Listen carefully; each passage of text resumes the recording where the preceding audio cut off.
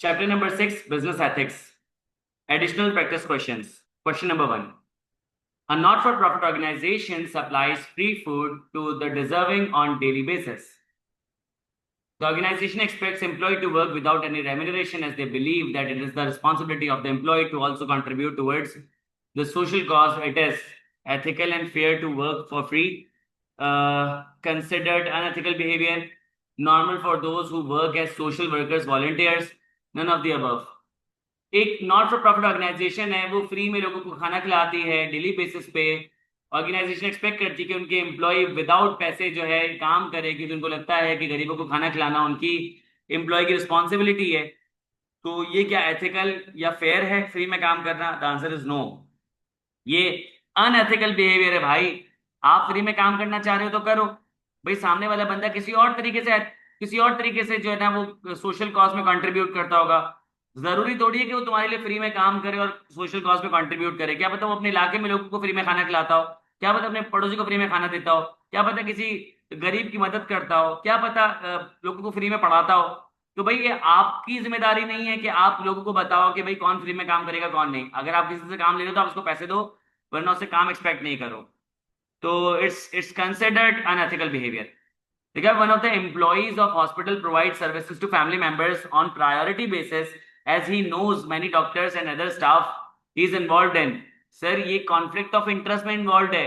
एक इंटरेस्ट है पेशेंट का कि जो मेरा नंबर है मुझे वो मिले, एक इंटरेस्ट है इसका कि मेरे फैमिली मेंबर जो है वो खुश रहे, कि जो मेरे फैमिली मेंबर है वो खुश रहे। तो यहाँ पे ये कॉन्फ्लिक्ट ऑफ इंटरेस्ट में है कि आप अपनी ऑर्गेनाइजेशन का इंटरेस्ट नहीं अपना इंटरेस्ट देख रहे हो। जामिन कह रहे हैं सर सी क्यों नहीं।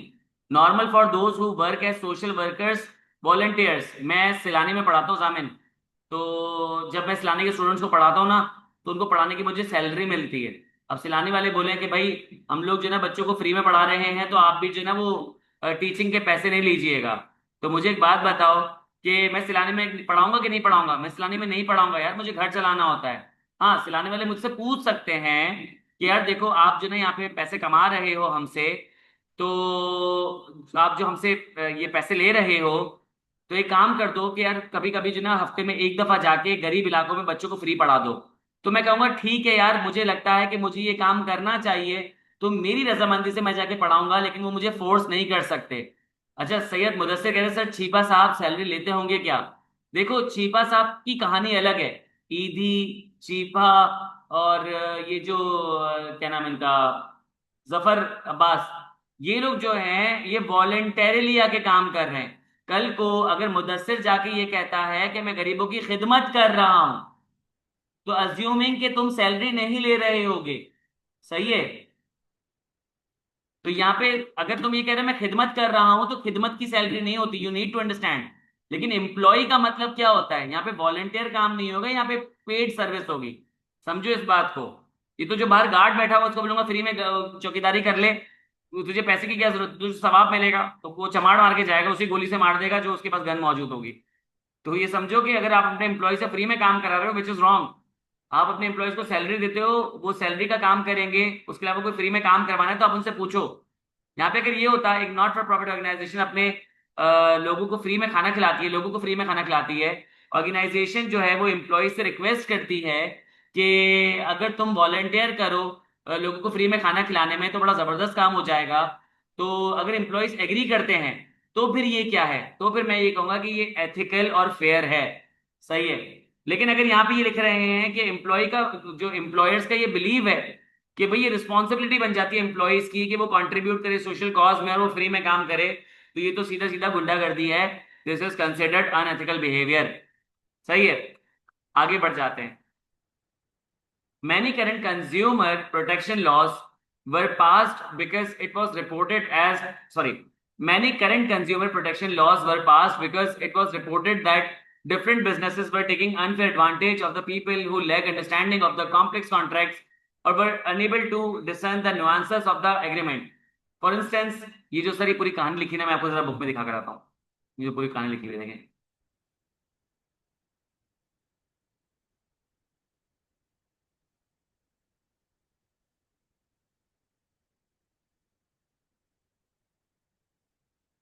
Many current consumer protection laws were passed because so many businesses took unfair advantage of people who were not educated or were unable to discern the nuances of complex contract.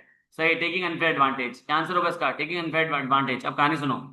कह रहे हैं कि for example Mona जो है उसने गाड़ी lease पे ली, उसे कहा गया भाई तुम्हें मंथली इंस्टॉलमेंट 40,000 पे करनी है। तो मोना मोना की जब पहली इंस्टॉलमेंट आई तो उसको 48,000 पे करने थे। मोना ने बोला भाई ये क्या बकवास है, तुमने तो मुझे 40,000 का कहा था। तो बोला भाई जो तुमने एग्रीमेंट साइन किया हुआ है उसमें 8,000 रुपए की इंश्योरेंस फीस भी तो थी। तो मोना बोलेगी कि भाई तुम मुंह से नहीं बोल सकते थे। तो वो बोलेंगे भाई, मोना को कहेंगे तुमने इंस्टॉलमेंट के बारे में पूछा था, हमने तुम्हें इंस्टॉलमेंट के बारे में बता दिया, तुम इंश्योरेंस के बारे में पूछते, हम तुम्हें इंश्योरेंस के बारे में बता देते। तो मोना बोलेगी क्या बकवास है ये, तुमने जो मेरी एग्रीमेंट को ना पढ़ने की सलाहियत को मेरा अनफेयर एडवांटेज यूज किया तुमने। तो this is taking unfair advantage कि मुझे कॉन्ट्रैक्ट नहीं पढ़ना आता तो तुमने उस चीज का एडवांटेज लिया। You took an unfair advantage of me not understanding the terms and conditions of the contract. तो this is C.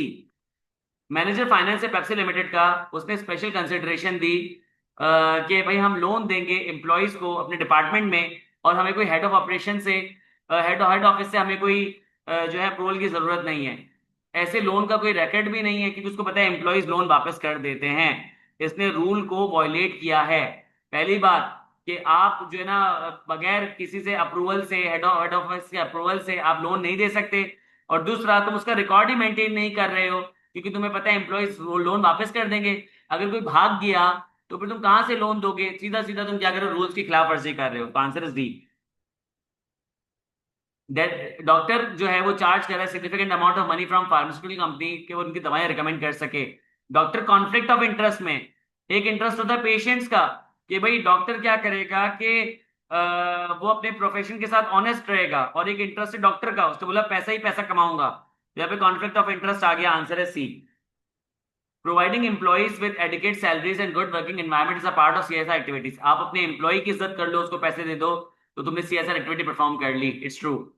Nestle operates its production plant in a distant location away from urban areas and housing societies. They ensure to dispose all the waste safely without affecting any damage to the local ecosystem. ये क्या reflect करता है कि ये Nestle की CSR activity है, ये rules को कंफर्म कर रहा है, ये एथिकल बिहेवियर है, या फिर ये ऑल ऑफ द अबव है। नेस्ले जो है ये वेस्ट मटेरियल को डैमेज कर रहा है ताकि वो इकोसिस्टम को बचा सके, ये एक सीएसआर एक्टिविटी है। यहाँ पे अगर रूल्स नहीं भी मौजूद है तब भी वो ये काम कर रहा है। और जाहिर सी बात है कि ये एथिकल बिहेवियर है, ये बात सबको पता है, सीएसआर का वैसे ही पार्ट बन जाता है एथिकल बिहेवियर। तो ये क्या हो जाता है आपके पास, सीएसआर एक्टिविटी हो जाता है। 7 का आंसर है ए। मैं डी टिक कर लेता अगर यहाँ पे रूल कंफर्मेंस की बात नहीं हो रही होती है। ठीक है, 8 पर आ जाते हैं। लिखा हुआ है कि a very common practice has been observed at the work place where employees are free to use office time on their personal chores. This depicts misuse of organisational time, quality degradation. जब employee अपने घर के काम कर रहे होंगे तो ये ऑर्गेनाइजेशनल टाइम का मिसयूज है। ऑर्गेनाइजेशन ने अरेंज किया ट्रेनिंग कोड ऑफ एथिक्स पे सीनियर मैनेजर्स के लिए, सिर्फ क्योंकि सीईओ को लगता है कि कोड ऑफ एथिक्स सिर्फ मैनेजर्स के लिए एप्लीकेबल होते हैं। नहीं भाई, कोड ऑफ एथिक्स आपने सीनियर मैनेजर्स के लिए रखे, अच्छी बात है।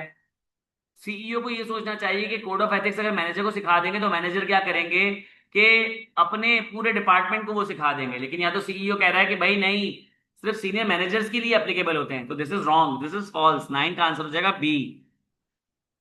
सही है।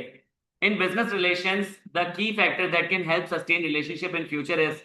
बिजनेस रिलेशन में फ्यूचर में कौन रिलेशन बचाएगा, कॉन्ट्रेक्चुअल टर्म्स कभी बचाएगा कभी नहीं बचाएगा। कुछ लोग क्या करते हैं, टर्म्स को खत्म कर सकते हैं। नॉर्म्स ऑफ बिजनेस प्रैक्टिस, कभी आपकी प्रैक्टिस चलेगी कभी नहीं चलेगी। प्रोफेशनलिज्म, कभी प्रोफेशनलिज्म फॉलो होगा कभी नहीं होगा। ऑनेस्टी इंपॉर्टेंट है, इंटेग्रिटी इंपॉर्टेंट है, सिंसेरिटी इंपॉर्टेंट है। 10 एमसीक्यूज बता दिए, कोई सवाल है तो पूछ लो। जो पिछले 10 एमसीक्यूज में कोई एमसीक्यू नहीं समझ आया तो प्लीज पूछ लो।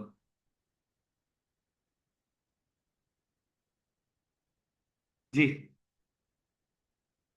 कोई बात समझ नहीं आई हो तो पूछ लो वरना मैं आगे बढ़ जाता हूँ। क्लियर है, जबरदस्त। 11, lack of ethical behavior can also lack of ethical behavior can also cause tension among employees, with some employees resenting those who do not play by rules। एक फ्रेज है, play by book play by rules. तो यहाँ पे play by rules जो है उसकी बात हो रही है कि आपको बाय बुक प्ले करना पड़ेगा। तो आंसर इज डी, 7 का आंसर हो जाएगा डी।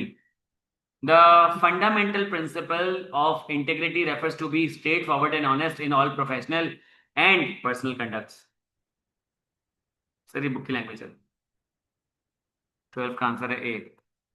सेलिंग का selling are car selling a car without telling the customer about the accident that the previous owner encountered in which car was seriously damaged is an example of divulging information। divulge का मतलब तो बताना, hiding information। यहाँ पे आपने information को hide किया है। सही, आपने information को hide किया।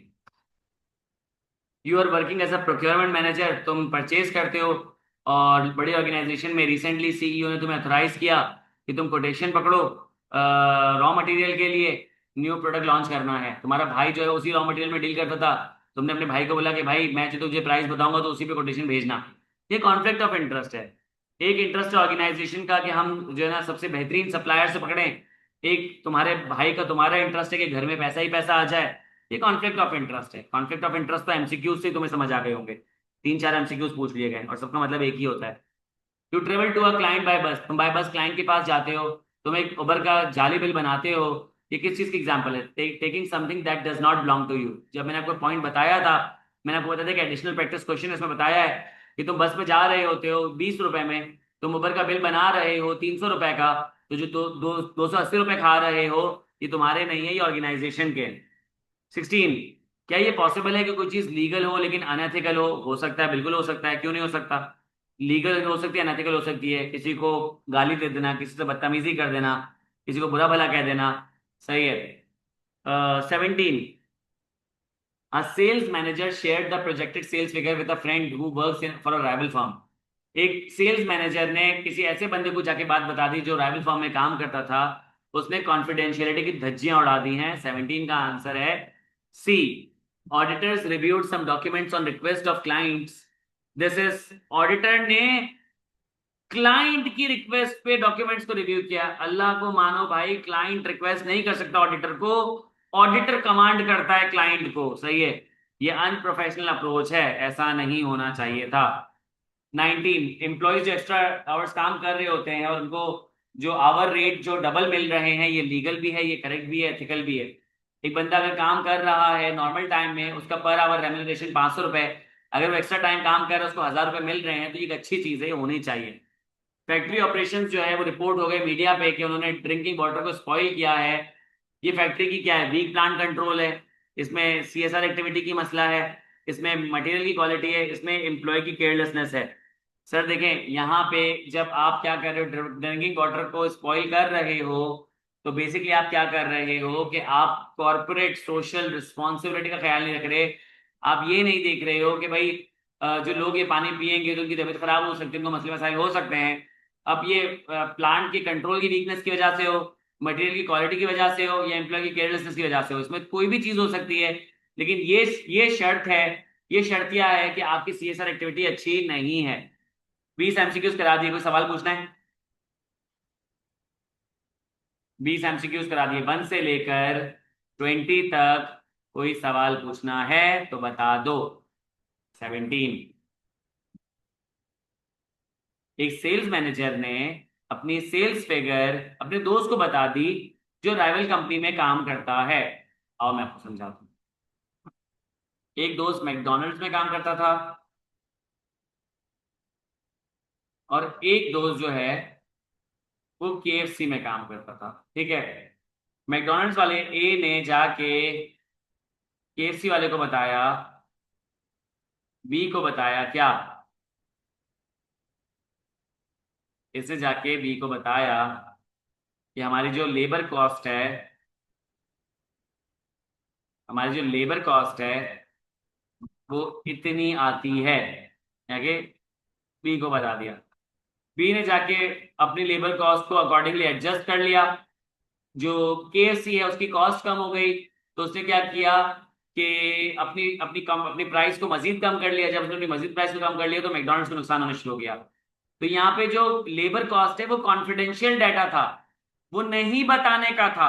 आपने जाके सीधे सीधे राइवल फर्म के बंदे को जाके बता दिया, तो आपने कॉन्फिडेंशियलिटी को ब्रीच किया। अक्सर 17 समझ आ गया?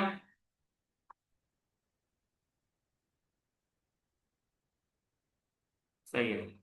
Chip chap products are labelled as halal, ये ऐसा लग रहा है कोई बच्चा बोलेगा ना छिपा साप तो छिपा छाप बोलेगा सिर्फ। तो चिप चैप प्रोडक्ट जो है उसको हलाल बताया गया है, तो यहाँ पे आप ऑनेस्टी शो कर रहे हो। ठीक है, तो दिस इज ऑनेस्टी, सीधा सीधा है जो था आपने सीधा सीधा बता दिया, सिंपल सी बात है। 22, पीएसएल ने इंश्योर किया कि स्टेडियम में जो भी कचरा है उसे हम रिसाइकिल करेंगे, तो ये उसने क्या शो की, इन्वायरमेंटल रिस्पॉन्सिबिलिटी। आपसी बात है यार। 23, आईकैप जो है वो अपने तमाम रैकेट्स को पेपर फ्री फाइलिंग सिस्टम में रखता है। तो आईकैप के बारे में जो होगा, तो अगर अच्छाई है तो ऑल ऑफ द अबव ही होगा, बुराई है तो नन ऑफ द अबव होगा, बगैर पढ़े मैं ऑल ऑफ द अबव कर रहा हूँ क्योंकि इसमें अच्छाई है। हाँ, बाबर को रिसाइकिल कर दिया पीएसएल ने। 24, in addition to the primary goal value maximisation, value maximisation से हट के बिजनेस की एक और रिस्पॉन्सिबिलिटी होती है कि वो एथिकल रिस्पॉन्सिबल मैनर में डील करे। ये भी बुक की लैंग्वेज है, एट अ ग्लांस में शायद लिखा हुआ है। बिजनेस में वैल्यू मैक्सिमाइजेशन के साथ साथ रिस्पॉन्सिबल मैनर में काम करना है, एथिकल मैनर में काम करना है। 25, एक प्रॉपर गवर्नेंस प्रोसेस इस तरीके से चलेगा कि हम की गोल्स एंड ऑब्जेक्टिव्स को अचीव करें, ऑर्गेनाइजेशन की एथिकल डिसीजन मेकिंग की और कॉर्पोरेट रिस्पॉन्सिबिलिटी। बुक की लैंग्वेज है ये भी, ये तमाम बुक की लैंग्वेज से उठाया हुआ है सारी चीजें। एथिक्स अगेन आपके पास ये पूरी डेफिनेशन है। एथिक्स क्या है, वो डिसिप्लिन जो कि डील करे तो क्या सही है क्या गलत है और मॉरल ड्यूटी ऑब्लिगेशन बना देते हैं। ये वो मॉरल स्टैंडर्ड्स होते हैं जो कि बताते हैं क्या सही है क्या गलत है, एक्सेप्ट कि जब मैं एम्प्लॉय को हायर कर रहा हूं तो मैं उसके करेक्टर को देख रहा हूँ, ये एथिकल है, बिल्कुल एथिकल है, मुझे उसके करेक्टर के बारे में पता होना चाहिए। मैं उसके रिलीजन के बारे में देख रहा हूँ, सर उसके रिलीजन के बारे में क्यों देख रहे हो, रिलीजन का इंडिविजुअल कैरेक्टर से कुछ भी लेना देना नहीं होता, तो दिस इज रॉन्ग। आप ये देख रहे हो कि जो ऑर्डर है उसने पूरा प्रोसेस कर लिया है पेमेंट के बाद, तो ये एथिकल है। या मैं अगर ये देख रहा हूँ कि अगर मैं किसी को ऑर्डर दे रहा हूँ डेली जॉब करने के लिए, तो ये एथिकल चीज है, किसी को टास्क देना डेली बेसिस पे, ऑर्डर को प्रोसेस करना फुल पेमेंट से पहले, या एम्प्लॉय की कैरेक्टर को देखना, ये सब एथिकल है, लेकिन एम्प्लॉय के रिलीजन को देखना मॉरली राइट नहीं है। 27, showing respect for human rights concern, which of the following? Sir यहाँ पे मैं ह्यूमन राइट्स के लिए कंसर्न कब शो करूंगा, जब मैं सही सैलरी दूंगा काम करने के लिए, प्रॉपर ड्रेस कोड होगा एम्प्लॉय का, या मैं छुट्टियों को माइंड में रखूंगा, approval of all of the above, इन सब के अप्रूवल होने चाहिए। मैनेजर ने अपने क्लोज रिलेटिव को हायर किया to do job of factory quality control की, वो फैक्ट्री की क्वालिटी कंट्रोल करे, जबकि हमारे पास और भी कैंडिडेट क्या कॉम्पिटेंट कैंडिडेट्स थे। ये एग्जाम्पल है किस चीज की, यहाँ पे कॉन्फ्लिक्ट ऑफ इंटरेस्ट है। कॉन्फ्लिक्ट ऑफ इंटरेस्ट में चारों एग्जाम्पल एक जैसी आई हैं, तुम्हें कॉन्फ्लिक्ट ऑफ इंटरेस्ट समझ आ गया होगा। बहुत सारे स्टॉक एक्सचेंज जो है वो दुनिया के अंदर क्या करते हैं, वो अपने कोड ऑफ एथिक्स बना रहे होते हैं। वैसे अगर इसमें देखा जाए, बल्कि सही है, अपने कोड ऑफ एथिक्स बना रहे थे, ठीक है, मेक सेंस। बाकी सिर्फ उन्होंने वो हमको कंफ्यूज करने के लिए आगे लिखा हुआ है, तो हमने पढ़ा था उसमें जाके कि जो स्टॉक एक्सचेंज होते हैं वो क्या करते हैं, अपना खुद का ये बना रहे होते हैं कोड ऑफ एथिक्स। ये रहा, New York stock exchange rule require organization who shares it trades have publicly displayed code of ethics and conducts and ethics. ठीक है, एम्प्लॉयज जो है वो बर्थडे सेलिब्रेट कर रहे हैं मैनेजर की नमाज से पहले, यानी कि लंच टाइम नहीं हुआ है, तो यहाँ पे आप क्या कर रहे हो, टाइम को मिसयूज कर रहे हो। लिखा हुआ है happy quality time in office, ऐसा कोई हैप्पी क्वालिटी टाइम ऑफिस नहीं होता, यहाँ पे आप ऑर्गेनाइजेशन टाइम को मिसयूज कर रहे हो। भाई 30 तक हो गई, कोई सवाल है 30 तक में तो पूछ लो। जी मेरे दोस्तों, कुछ सवाल है तो पूछ लो। आई एम डन जी। 30 तक समझ आ गया, कोई सवाल है तो पूछ लें प्लीज। 21 से लेकर 30 तक कोई सवाल है तो प्लीज पूछ लें। ठीक है। Bribery is immoral, unethical, illegal. It should be discouraged, and the ones involved in it should be legally accused, as taking and giving bribe results in abuse of power, obtaining undue favors, creating discrimination, all of the above. तो sir अगर मैं रिश्वत पकड़ना शुरू कर दूंगा तो कोई भी क्या करेगा, अपनी पावर को अब्यूज करेगा। फिर जब मैं उससे रिश्वत पकड़ूंगा तो वो मुझसे फिर अनड्यू फेवर्स भी मांगेगा, फिर मैं डिस्क्रिमिनेट भी कर रहा हूँ, जो मुझे रिश्वत देगा मैं उसको उसको जो है अब्बू बना लूंगा, और जो मुझे रिश्वत नहीं देगा उसको मैं धुतकार दूंगा। तो answer is all of the above. आगे बढ़ते हैं। लिखा हुआ है कि ऑर्गेनाइजेशन को अपने एम्प्लॉयज को फेयरली और रिस्पेक्ट के साथ ट्रीट करनी चाहिए, हर चीज में रिस्पेक्ट शो करो सिवाय एक के। Office equipment for personal use, नहीं भाई, ऑफिस इक्विपमेंट पर्सनल यूज के लिए नहीं दे सकते। एक बंदे ने बोला सर मैं ऑफिस के लैपटॉप घर ले जाऊं, मैंने बोला क्यों? बोले सर इसमें मैं बागी फोड़ देखूंगा। मैंने बोला भाई मैं तुम्हें ऑर्गेनाइजेशन से वैसे निकाल दूंगा बागी फोड़ देखने की वजह से। और दूसरा ये है कि तुम्हारा पर्सनल यूज के लिए लैपटॉप नहीं है, ये ऑर्गेनाइजेशनल यूज के लिए, तो नहीं लेके जा सकते। बाकी वर्किंग कंडीशन में तुम्हें अच्छी प्रोवाइड करूंगा, मैं तुम्हें एडुकेट और ट्रेन करूंगा, मैं तुम्हें सैलरी दूंगा, कंपनसेट करूंगा, लेकिन पर्सनल यूज के लिए ऑफिस इक्विपमेंट तुम नहीं लेके जा सकते। फिलैंथ्रोपी का एक लीगल सोर्स है जिसमें मैं अपनी टैक्स की लायबिलिटी को रिड्यूस कर सकता हूँ। नहीं भाई, फिलैंथ्रोपी में मैं अगर पैसे दे रहा होता हूँ तो मेरा पर्पस ये होता है कि मैं अच्छा ही करूँ, टैक्स लायबिलिटी को रिड्यूस नहीं करूँ। This is false. काम सही है, पर्पस गलत है। 34, ऑर्गेनाइजेशन जिसकी अच्छी रेपुटेशन होगी तो वो कस्टमर को जीत सकता है। और लॉयल कस्टमर जो है, अगर आप उसको लूज कर दोगे राइवल ऑर्गेनाइजेशन में, तो उसके पीछे रीजन क्या हो सकता है? जब तुम्हारे प्रॉफिट डिक्लाइन हो रहे हो, जब तुम्हारा बिजनेस लोन पर हो, जब तुम्हारी रेपुटेशन खराब हो, तो तुम अपने लॉयल कस्टमर्स को लूज कर जाओगे। 34 का आंसर है सी। 35, institute of chartered accountants of Pakistan, मैंने कहा ना इसमें तारीफ ही तारीफ है, तो इसका आंसर हो जाएगा ऑल ऑफ द अबव। मैं फिर भी समझा देता हूँ, बुक की लैंग्वेज है। Institute of chartered accountant of Pakistan जो है आईफैक का मेंबर है। आईफैक के पास 175 मेंबर्स हैं, 130 कंट्रीज में काम कर रहे हैं, 30 लाख चार्टर्ड अकाउंटेंट्स रजिस्टर्ड हैं। तो जितने भी आईकैप के फर्म्स होती हैं वो आईकैप के साथ रजिस्टर्ड होती हैं। जितने भी क्वालिफाइड सीएस होते हैं वो आईकैप की गाइडलाइन को फॉलो करते हैं। आईकैप सीए के कोड ऑफ एथिक्स को रिव्यू करता है। 36, अकाउंटेंट जो है उसने रिपोर्ट करना है मिसमैनेजमेंट को ऑर्गेनाइजेशन के अंदर जो कि क्रिमिनल एक्टिविटी की वजह से हुआ है। अगर वो ये कर रहा है तो this shows what, integrity, objectivity, professional competence, due care, confidentiality. आपको पता है कि सच बोलने को इंटीग्रिटी कहते हैं। अगर वो मिसमैनेजमेंट को रिपोर्ट कर रहा है तो वो सच कह रहा है। अगर ब्राइब, रिश्वत ऑफर की जाए क्लाइंट की तरफ से मेंबर को ऑडिट टीम के कि भाई तुम डबल अकाउंटिंग और रिकॉर्ड कीपिंग को जो है वो इग्नोर कर दो, तो ये क्या है? मिरर टेस्ट जो है वो अपनी एफिकेसी प्रूफ नहीं कर पाया। मिरर टेस्ट जो है वो यूज नहीं हो सकता जब एक्शन ले लिया जाता है। मिरर टेस्ट जो है वो मॉरल जजमेंट के लिए होता है। सर यहाँ पे मिरर टेस्ट का कुछ लेना देना ही नहीं है। अगर एक क्लाइंट ने अपने ऑडिट फर्म के किसी मेंबर को कह दिया कि भाई तुम जो है ना डबल अकाउंटिंग को ओवरलुक कर दो या रिकॉर्ड कीपिंग को जो है वो मत देखो, तो यहाँ पे अभी मेंबर क्या करता है वो डिपेंड करता है। तो यहाँ पे तीनों स्टेटमेंट गलत है, आंसर हो जाएगा नन ऑफ द अबव। अभी उसने कोई रिश्वत ली थोड़ी है, अभी तो ऑफर की गई है। 38, वाटर पोल्यूशन जो है हुआ है वन ऑफ द फैक्ट्रीज में विलेज की तरफ। ये मॉरल और अनएथिकल कॉन्सिक्वेंस हो सकते हैं ह्यूमन लाइफ पे। तो यहाँ पे क्या फेल हुआ है आपका? यहाँ पे आपका फेल हुआ है कॉन्सिक्वेंस टेस्ट। आपने देखा ही नहीं कि लोग मर सकते हैं, लोग बीमार हो सकते हैं, लेकिन आपने फिर भी क्या किया कि कॉन्सिक्वेंस को ना देखते हुए आपने हरकत की है। सीमेंट फैक्ट्री जो है लोकल विलेज में वो साफ सुथरा पानी दे रही है पीने के लिए, तो इसका मतलब क्या है? वो सोशल रिस्पॉन्सिबिलिटी को पूरा कर रही है। लोग पानी पियेंगे तो सोसाइटी को फायदा होगा, साफ पानी पियेंगे तो सोसाइटी को फायदा होगा। 15 साल काम करने के बाद महनाज एक सिचुएशन में फंसी हुई है, वो ये है कि उसकी उसकी घर की तरफ से फैमिली है कि जो तुमने लोन लिया हुआ है वो तुम जो है वो खत्म करवा लो।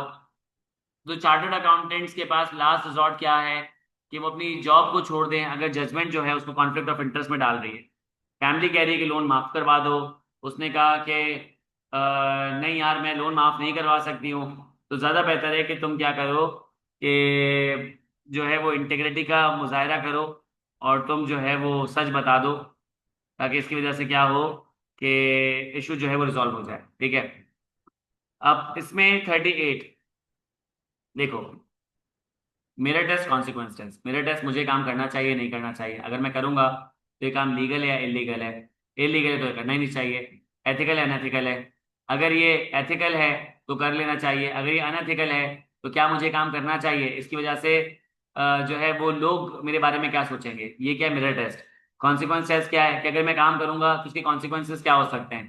तो वाटर पोल्यूशन जो है फैक्ट्री ने किया है विलेज के नजदीक, जिसकी वजह से क्या हुआ है कि बहुत सारे कॉन्सिक्वेंसेस देखने को मिले ह्यूमन लाइफ पे। लोग मर गए, लोग बीमार हो गए, लोगों ने क्या किया, पथराव किया फैक्ट्री पे, लोगों ने जो है वो जाके पुलिस में कंप्लेन की।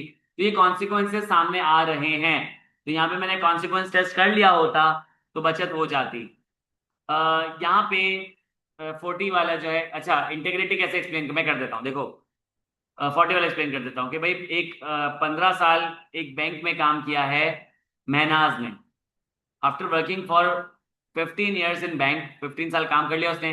महनाज के पास सिचुएशन आई है कि वो क्या कर रही है, अंडर प्रेशर है कि वो फैमिली उसको कह रही है कि भाई तुम इस कंपनी में काम कर रही थी, से तुमने एक लोन वगैरह लिया हुआ था, वो लोन राइट ऑफ करवा लो, वो लोन राइट ऑफ करवा लो।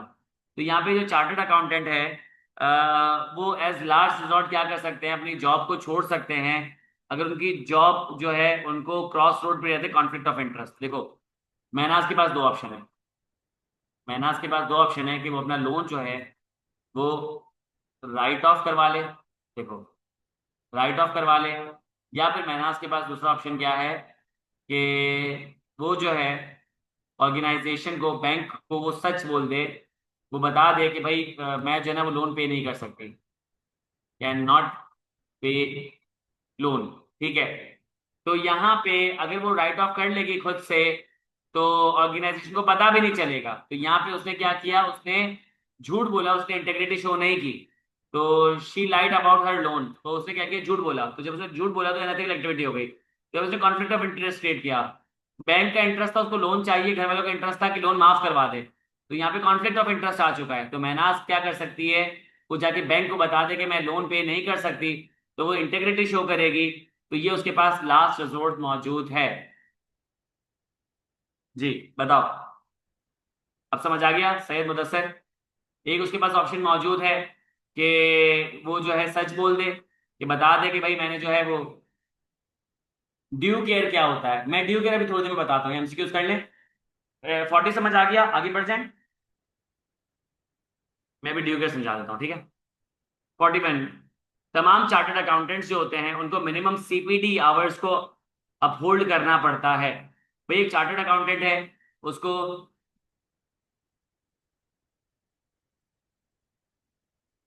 ऑब्जेक्टिविटी हो सकता है कहा, क्योंकि ऑब्जेक्टिविटी पता है, प्रेशर अगर उसको ऑर्गेनाइजेशन की तरफ से आ रहा होता, अगर उसको प्रेशर ऑर्गेनाइजेशन की तरफ से आ रहा होता तो वहां पे वो ऑब्जेक्टिविटी शो करता। You are right, it can be D, लेकिन मुझे जो है वो जो यहाँ पे ए लग रहा है, तो हम वहां पे देख लेंगे। You are not wrong, you are right, लेकिन कॉन्फिडेंशियलिटी और ड्यू केयर नहीं हो सकता, ये कंफर्म है। इंटेग्रिटी भी हो सकता है, ऑब्जेक्टिविटी भी हो सकता है, ये दोनों बहुत क्लोज है। सही है, यू आर नॉट रॉन्ग, लेकिन मैंने मुझे ये इंटेग्रिटी लगता है, तो मैंने यहाँ पे इसको इंटेग्रिटी को सिलेक्ट किया है, क्योंकि घर वाले प्रेशर दे रहे हैं तो ऑब्जेक्टिविटी आ सकती है, कि उसने घर के प्रेशर पे ना आते हुए सच बोल दिया, तो यहाँ पे उसने ऑब्जेक्टिविटी शो की है। लेकिन मुझे लगता है घर का प्रेशर जो है वो ऑब्जेक्टिविटी में नहीं आएगा, ऑर्गेनाइजेशन का प्रेशर जो है ना ऑब्जेक्टिविटी में आता है। नॉनदलेस ए या डी हो सकता है आंसर। 40, जितने भी क्वालिफाइड चार्टर्ड अकाउंटेंट होते हैं उनको सीपीडी आवर्स, सीपीडी क्या होता है कि उनको कुछ ट्रेनिंग आवर्स पूरे करने होते हैं। जैसे आपको एक आप चार्टर्ड अकाउंटेंट बन गए, आगे ने बोला भाई आपको जो है ना साल के 20 सीपीडी आवर्स पूरे करने हैं। तो 20 सीपीडी आवर्स में क्या हो सकता है, आप फाइनेंशियल रिपोर्टिंग की ट्रेनिंग ले सकते हो, आप फाइनेंशियल रिपोर्टिंग में ट्रेनिंग दे सकते हो, आप जो है नए स्टैंडर्ड्स आए ऑडिट के उस पर ट्रेनिंग ले दे सकते हो, आप जो है नया टैक्सेशन जो आया है कानून जो अपडेट हुआ है आप उस पर कोई ट्रेनिंग ले दे सकते हो। इसका मतलब है कि आप ऐसे चार्टर्ड अकाउंटेंट अपने आप को अपडेट कर रहे हो, तो यहाँ पे तुम अपनी प्रोफेशनल कॉम्पिटेंस और ड्यू केयर को बढ़ा रहे हो। कोड ऑफ प्रोफेशनल एथिक्स जो है वो चैलेंज किया जा सकता है इंडिविजुअल के through, not of same religion as of other chartered accountant. Sir religion का अगेन कुछ भी लेना देना नहीं होता, 42 का आंसर हो जाएगा फॉल्स। इफेक्टिव वे है कि आप मेंटेन कर सको प्रोफेशनल अप्रोच को, कि आप क्या रहो, अनबाइस्ड रहो, ऑनेस्ट रहो, ऑब्जेक्टिव रहो, all of the above. Sir तो बेसिक है। अगर क्लाइंट जेनरस है गिफ्ट देने में और फाइनेंशियल बेनिफिट्स देने में, तो इसकी वजह से क्या डैमेज होगा, इसकी वजह से आपका डैमेज होगा क्या, ऑब्जेक्टिविटी, क्योंकि वो आपको प्रेशराइज कर सकता है कि मैंने तुम्हें गिफ्ट्स दिए हैं, फाइनेंशियल बेनिफिट्स दिए, अब तुम मेरा काम करो, क्योंकि तुम जो है अब मेरे गुलाम बन चुके हो। आफिया ने एग्री किया कि वो होम ट्यूशन प्रोवाइड करेगी डायरेक्टर के बेटे को।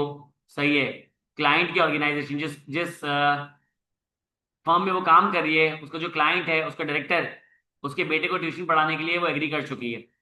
अब ये जो एग्री किया है, इसने बोला कि भाई मेरा जो ना क्लाइंट पे असाइनमेंट खत्म हो चुका है, तो अब तो मैं जाके ट्यूशन पढ़ा सकती हूँ। सर ये अनएथिकल बिहेवियर है, ये अनएथिकल बिहेवियर है। क्यों? क्योंकि अभी वो क्लाइंट नहीं है, आगे जाके बन सकता है।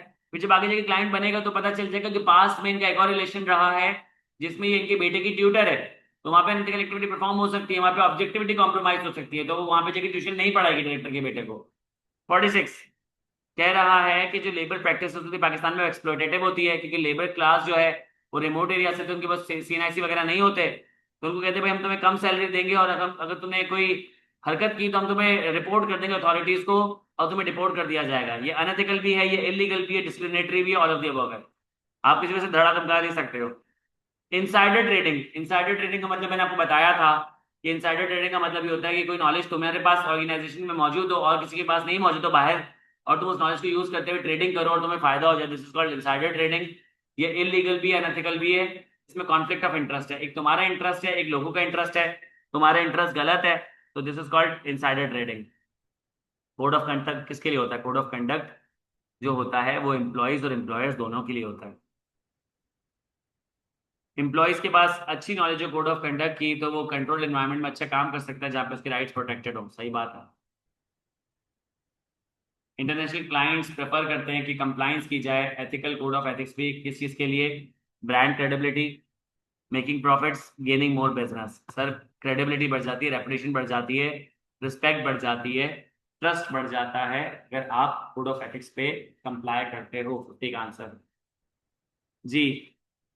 41 से लेके 50 में कोई सवाल? 41 से लेके 50 में कोई सवाल है तो पूछो।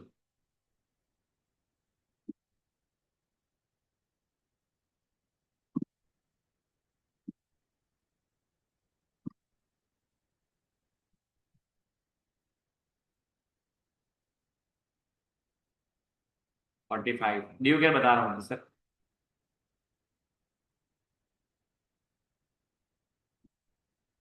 हसन देखो, आफिया ने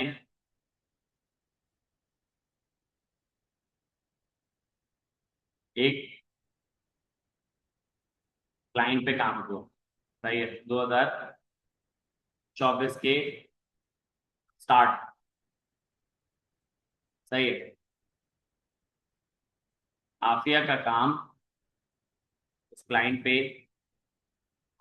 क्लाइंट 2024 के मिड में एंड हो गया, स्टार्ट हुआ और एंड हो गया। जो डायरेक्टर है, सही है, उस क्लाइंट का,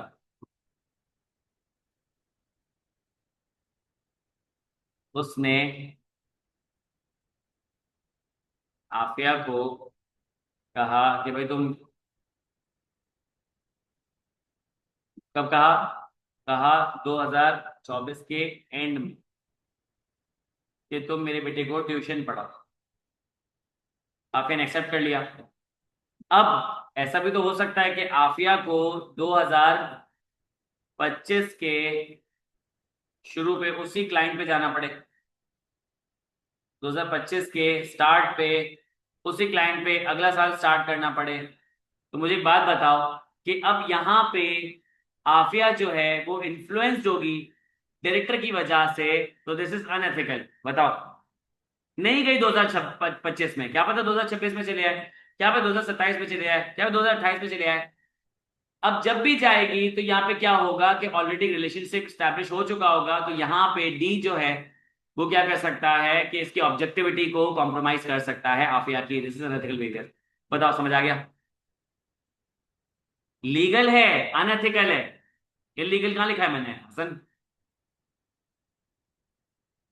अनएथिकल। समझ आ गया?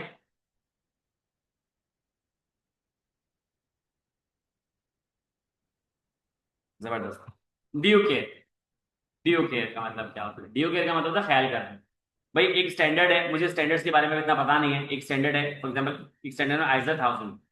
अब आइजर 1000 कहता है कि अगर आपने ऑडिट में एक्स वाई जी काम करना है, अगर आपने एक्स वाई जी काम करना है तो आपने ये कुछ प्रोसीजर चलाने हैं, 1 2 3 4 5। जब यहाँ तक कर लो उसके बाद क्या होगा कि जो पार्टनर है उससे आप साइन करवाओगे, उसके बाद आप क्या करोगे, 6 7, ये कुछ आपने काम करने हैं। तो ये आपके पास क्या है कि आपने ये परफॉर्म करना है। एक ऑडिटर है, उसका नाम है ABC। उसने कहा कि यार मैं जो ना वो 20 साल से जस्ट इंडस्ट्री में काम कर रहा हूँ और मेरी एक्सपर्टीज है इस चीज के अंदर। तो मुझे जो ना ये आइजा 1000 का ये जो स्टैंडर्ड्स है उसको फॉलो करने की जरूरत नहीं है, ये जो प्रोटोकॉल उसको फॉलो करने की जरूरत नहीं है। मैं ये काम 1 2 3 स्टेप में करूंगा, पार्टनर से साइन करवाऊंगा, और उसके बाद क्या करूंगा कि 4 और 5 स्टेप में काम कर लूंगा। यानी कि मैं 5 स्टेप में ये काम कर लूंगा और मैं टाइम और पैसे बचा लूंगा। उसका मतलब ये है कि इसको काम तो सही हो जाएगा, लेकिन क्या इसने स्टैंडर्ड्स को फॉलो किया है? क्या इसने स्टैंडर्ड्स को फॉलो किया? The answer is no. तो ये इसने ड्यू केयर शो नहीं किया है। ड्यू केयर का मतलब होता है कंसर्न शो करना। ड्यू केयर का मतलब होता है ख्याल रखना, किस चीज का? लॉस का ख्याल रखना। तो दिस इज फॉल्स। तो दिस इज ड्यू केयर। ठीक है, अच्छा। तो with this I conclude my class. उम्मीद है चीजें समझ आ गई होगी। आज क्लास को कंडक्ट कंक्लूड करते हैं। ख्याल रखिएगा। अल्लाह हाफिज।